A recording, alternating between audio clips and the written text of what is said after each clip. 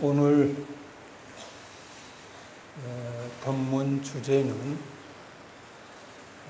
참사람입니다. 이 참사람은 이른바 유장된 사람을 탈을 쓰거나 혹은 또 거짓된 모습을 가진 그런 사람에 의한 반대 인격체가 되겠습니다.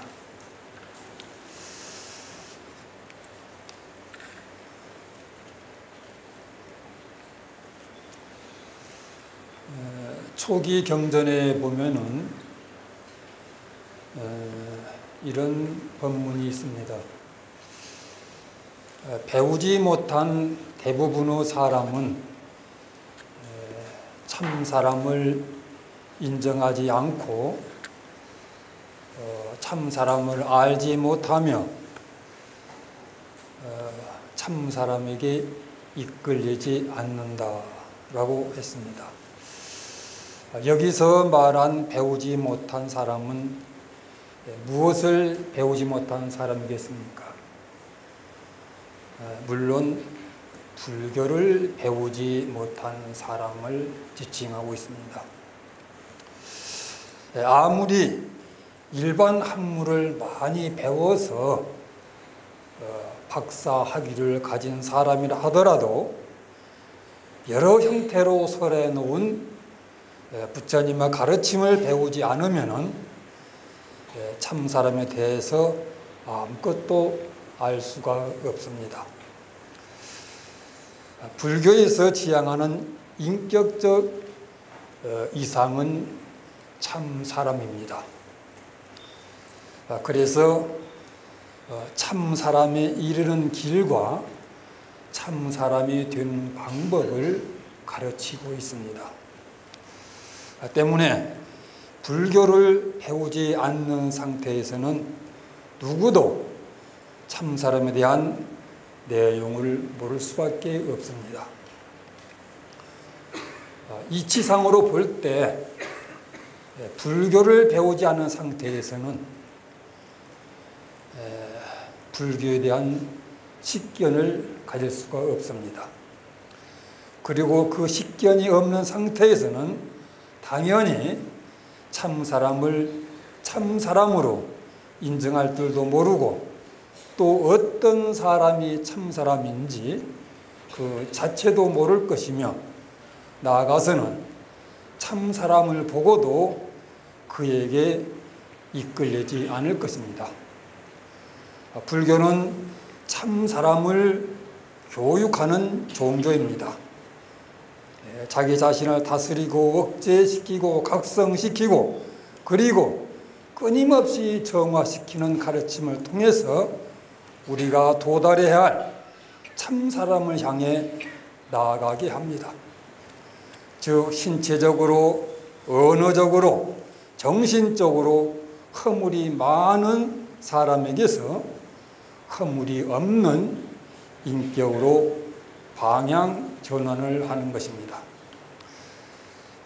그것은 바로 부처님의 가르침을 따르는 것입니다. 나의 욕구, 나의 욕망, 나의 생각에 의해서가 아니라 부처님의 가르침에 의해 사는 것입니다. 거기에는 실로 공기가 청신하고 그리고 마음이 편안하며 삶이 환희로운 호젓한 길이 있습니다.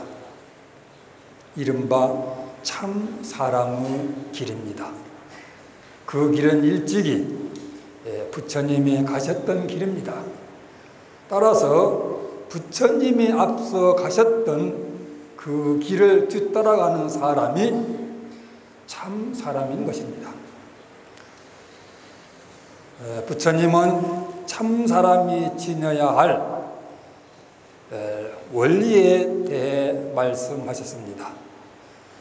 참 사람은 신체적인 선행, 언어적인 선행, 정신적인 선행, 그리고 올바른 견해, 이 네 가지 원리를 지니고 있다라고 하셨습니다.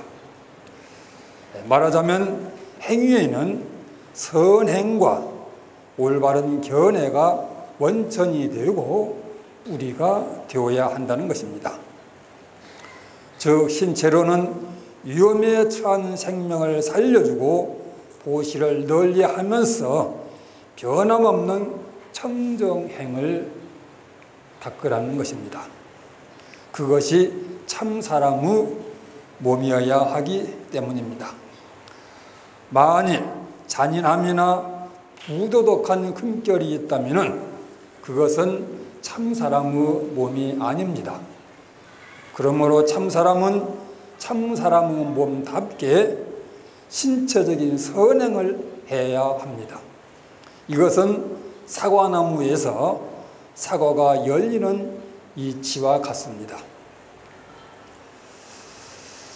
다시 말해서 참 사람과 선행의 관계는 사과나무와 사과와 같은 것입니다. 이와 같이 참 사람이 신체적으로 선행을 하는 것은 지극히 당연한 자연인 것입니다. 그리고 말을 할 때는 진실한 말과 화해하는 말과 부드러운 말과 이해할 수 있는 말을 하라는 것입니다. 참 사람의 말은 신뢰와 기쁨과 편안함을 주어야 하기 때문입니다. 상대방을 속이고 사람을 갈라놓고 그리고 사람을 붕괴케 하고 사람의 판단을 흐리게 하는 그러한 말은 참 사람의 말이 아닌 것입니다. 참 사람의 입에는 날카로운 도끼가 없어야 합니다. 자마함경에는 날카로운 도끼가 입안에 있어 도리어 자기 몸을 해치는데 그것은 나쁜 말을 하기 때문이다 라고 했습니다. 이러한 도끼가 없는 대신 참 사람의 입안에는 바로 꽃이 있어야 합니다. 아름답고 향기롭고 그리고 순수하며 사람들에게 믿음과 친근감과 기쁨을 주는 말을 하게 말입니다. 그것이 참 사람의 언어적인 선행인 것입니다. 참 사람과 언어적인 선행, 그 관계 역시 사과나무에서 사과가 열리는 것처럼 지극히 당연한 자연이어야 합니다. 뿐만 아니라 정신적으로는 탐욕으로부터의 자유와 분노를 다스리는 자비와 어리석음을 분별하는 지혜를 가지라는 것입니다. 탐욕과 분노와 어리석음, 이 세 가지는 만악의 근본입니다. 이것에 붙잡히게 되면은 쓰러지지 않는 사람이 없습니다.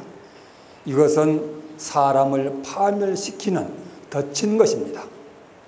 그렇기 때문에 탐욕과 분노와 어리석음이 가지고 있는 그 독을 알고 그것이 인생 전반에 미치는 영향을 헤아리고 그리고 그것들이 최종적으로 가져오는 불행한 결과를 예상해서 그것들과의 결별을 선언한 것이 참 사람의 정신인 것입니다.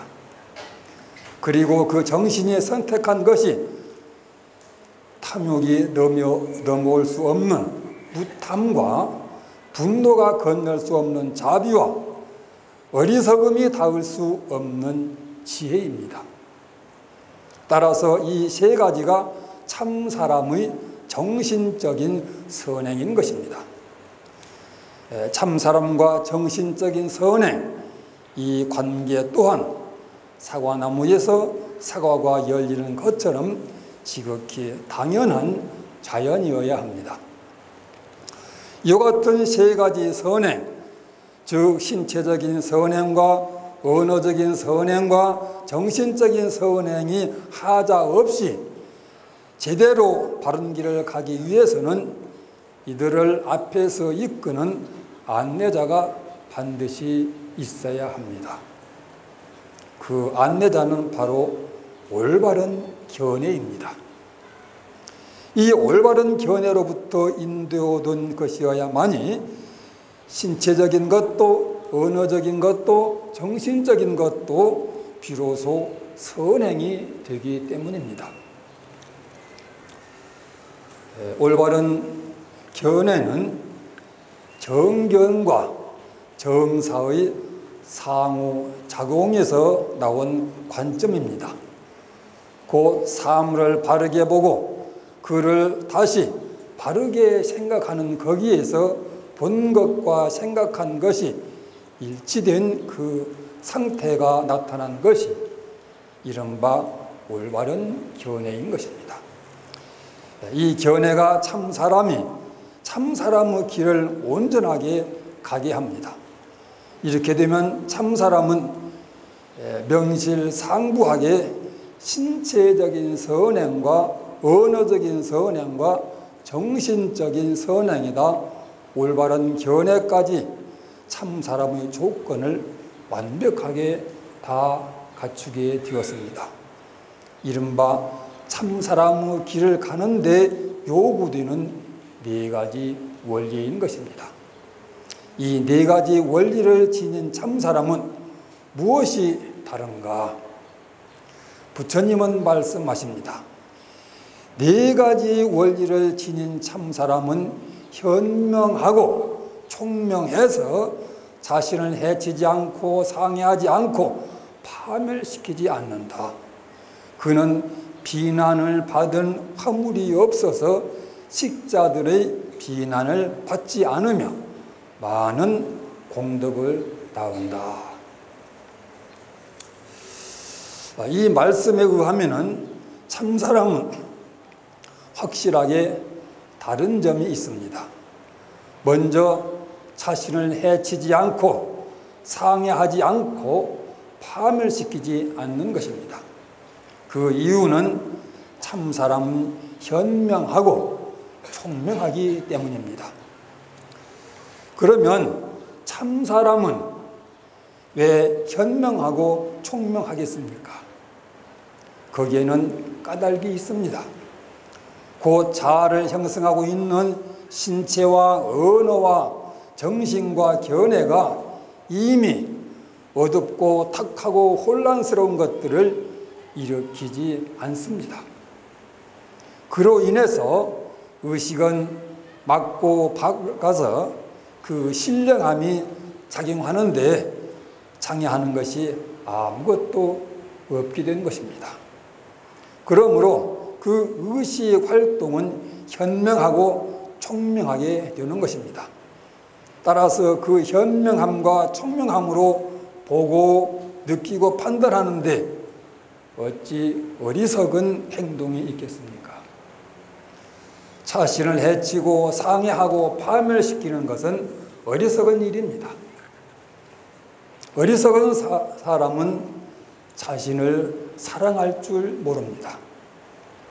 자신을 사랑할 줄 모르는 사람은 자신을 보호할 줄도 모릅니다. 그리고 자기 자신을 보호할 줄 모르는 사람은 마침내 자기 자신을 해치고 상해하고 그리고 파멸시키는 것입니다. 그것은 어리석음의 비극입니다. 천하의 모든 사람들이 자기 자신을 해치고 상해하고 파멸시키려 해도 자기 자신만큼은 그를 방어하며 끝까지 자신을 지키고 보호해야 하지 않겠습니까?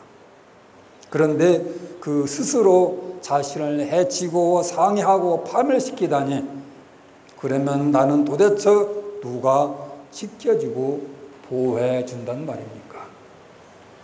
아무도 없습니다. 그러므로 자기가 자기 자신을 해치는 것은 비극인 것입니다.